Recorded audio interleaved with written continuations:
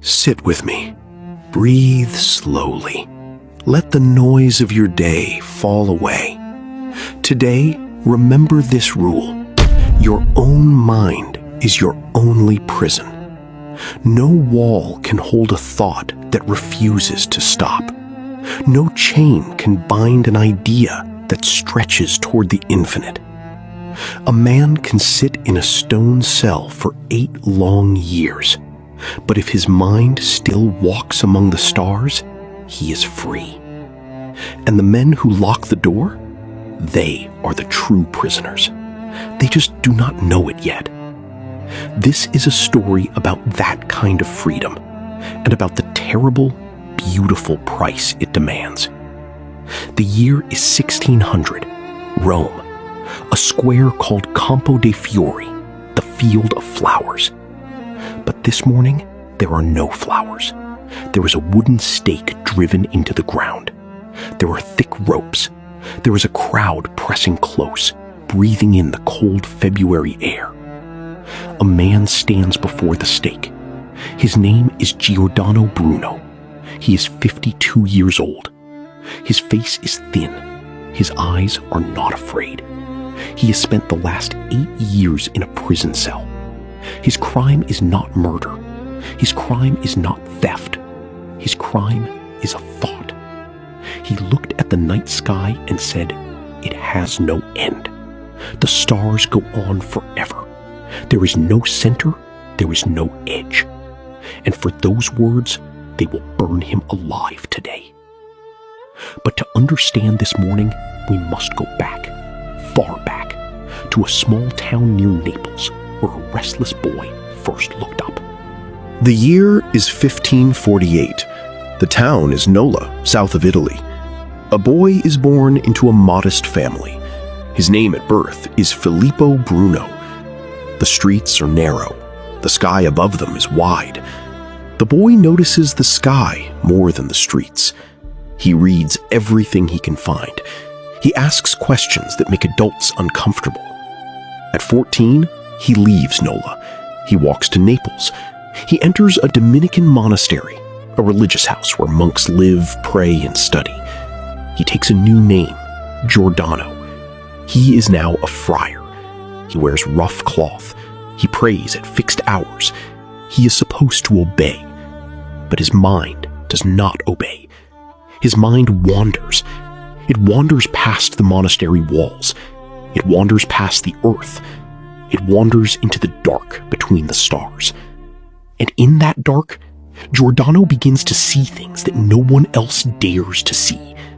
He does not know it yet, but those quiet nights of thinking will one day cost him everything. In the monastery library, Giordano reads a forbidden book. It is a text by Nicholas Copernicus, a Polish astronomer who died decades earlier. Copernicus wrote that the Earth moves around the sun. The Church says the Earth is still. The Church says the Earth is the center of all things. But Copernicus says no. Giordano reads this and feels something crack open inside his chest. But he goes further, much further. Copernicus moved the Earth. Giordano wants to dissolve the whole picture. He thinks if the Earth is not the center, then maybe there is no center at all. Maybe the universe has no edge. Maybe the stars are other suns. Maybe around those suns, other worlds turn. Other people live. Other stories unfold. This idea is called cosmic pluralism, the belief that many worlds exist beyond our own. It is not just science. It is a threat. Because if the universe is infinite, then the Church's map of heaven and hell has no fixed address. And that thought is a death sentence waiting to be spoken. Giordano cannot stay silent. He argues with his brothers in the monastery. He questions the doctrine of the Trinity. He doubts the transformation of bread into the body of Christ. The monks report him. In 1576, he learns that the Inquisition, the church court that hunts heresy, is preparing a case against him. So Giordano does the only thing a free mind can do. He runs. He strips off his friar's robes. He walks out of Naples. He is 28 years old. He has no money. He has no home. He has only the clothes on his back and the universe inside his head. He will wander for 15 years. 15 years of walking, teaching, writing, arguing, fleeing. He will cross all of Europe, and everywhere he goes, he will light a small fire in the minds of those who listen. But fires, once lit, attract those who wish to stamp them out.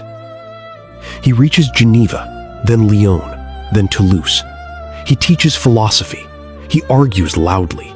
He makes enemies quickly. Then, in 1581, he arrives in Paris. The city is hungry for new ideas.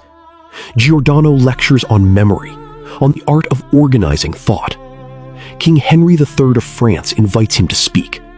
Giordano impresses the court. He is sharp, funny, relentless. But Paris is not enough. His ideas need more room. In 1583, he crosses the sea to England. He arrives in London. He goes to Oxford. He debates the professors there. They do not like him. They think he is arrogant. But Giordano does not care about being liked. He cares about being right. And in London, he writes. He writes fast. He writes furiously. In just 2 years, he produces 6 extraordinary books. They are dialogues, conversations between characters who argue about the universe. The most dangerous one is called On the Infinite Universe and Worlds. In it, he writes, "The universe has no wall. It has no boundary. It stretches in every direction without end. The stars are suns. The planets are worlds. God is not a king sitting above the sky. God is the infinite itself, living inside every grain of matter." Ask yourself, if you believed that, truly believed it, could you ever kneel to a smaller truth again? Could you ever pretend the sky has a ceiling? But fame is a blade with 2 edges. Giordano's ideas spread. Scholars read him. Some admire him. Others mark his name in red ink. In Prague, he tries to find a patron. The Emperor Rudolph II listens, but offers little. Giordano moves to Frankfurt. He is restless. He is always restless. His body crosses borders, but his mind has already crossed the border of what is safe to say. And then, in 1591, a letter arrives. A Venetian nobleman named Giovanni Mocenigo invites Giordano to Venice. He wants Giordano to teach him the art of memory. Giordano accepts. He returns to Italy. He walks back into the lion's mouth.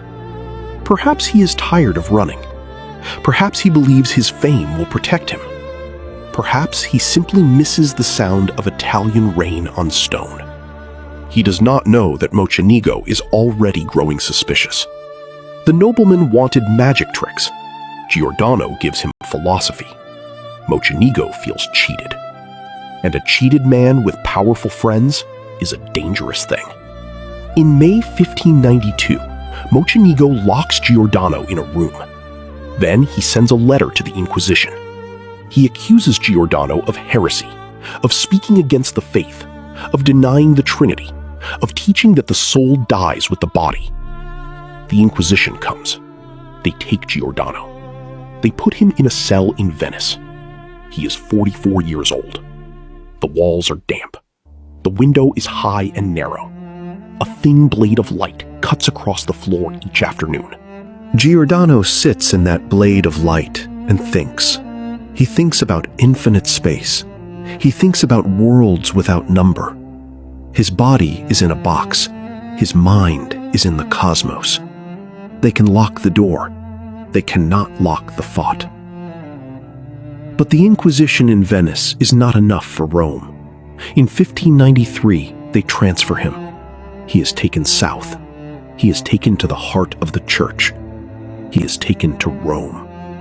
And in Rome, the trial will last 7 years. 7 years of questioning. 7 years of silence. 7 years of a mind refusing to bend. The cell in Rome is smaller than the one in Venice. The air is heavier. Giordano is questioned by cardinals, by by theologians, by men in black robes who speak softly and write everything down. They present him with 8 propositions, 8 ideas they say he must reject. He must say, the universe is finite. He must say, the earth is the center.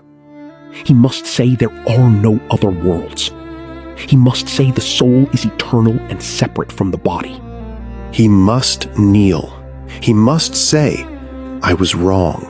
Forgive me. Giordano listens. He is polite. He is calm. He even tries to explain his ideas again, patiently, as if teaching a slow student. But he does not kneel. He does not say the words. Year after year, he does not say the words. The cardinals grow frustrated. The Pope, Clement VIII, grows impatient.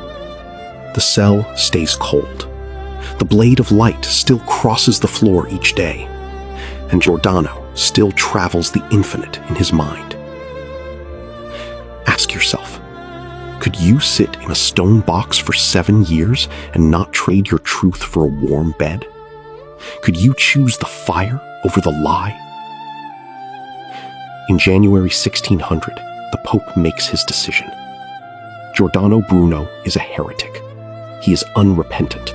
He will not recant. The sentence is handed to the secular authorities, the civil power, because the church does not officially spill blood. But everyone knows what the sentence means. The sentence means fire. They bring Giordano before the judges, one last time. History remembers a phrase attributed to him. Perhaps you pronounce this sentence against me with greater fear than I receive it. True or not, the words stuck. They captured the image of a small man standing very still while powerful men trembled behind their papers. Whether he spoke them or not, the legend tells us what mattered. He was not afraid. He had already decided. His mind was already elsewhere, already among the stars he loved. And on the morning of February 17, they walk him to Campo de Fiori. The crowd is thick. The air is sharp with cold. They tie him to the stake. A monk holds a crucifix before his face. Giordano turns his head away. He does not want the cross. He wants the sky. They light the fire. The flames climb. The smoke rises. Giordano Bruno does not scream. Or if he screams, the crowd does not record it. What they record is the silence after, the ashes, the square emptying slowly, a man reduced to carbon and memory. But here is the thing about thoughts. Fire cannot burn them. You can burn the thinker. You cannot burn the thought. Within a century, Galileo will point a telescope at the sky and confirm what Bruno imagined. The stars are other suns. The universe is wider than any cathedral. Bruno's body is ash in the Campo de Fiori, but his mind is still walking, still stretching, still refusing the walls. Here is the rule, restated in the light of the fire. No cell, no court, no flame can imprison a mind that has chosen to be vast. The only true prison is the one you build yourself, brick by brick, every time you choose a safe silence over a dangerous truth. Giordano Bruno did not escape his cell. He never needed to. His cell was stone. His mind was infinite. And in the end, the infinite outlasts the stone. It always does. You do not need permission to think. You never did. The door was never locked from the outside. That's the story. I don't judge. I just teach.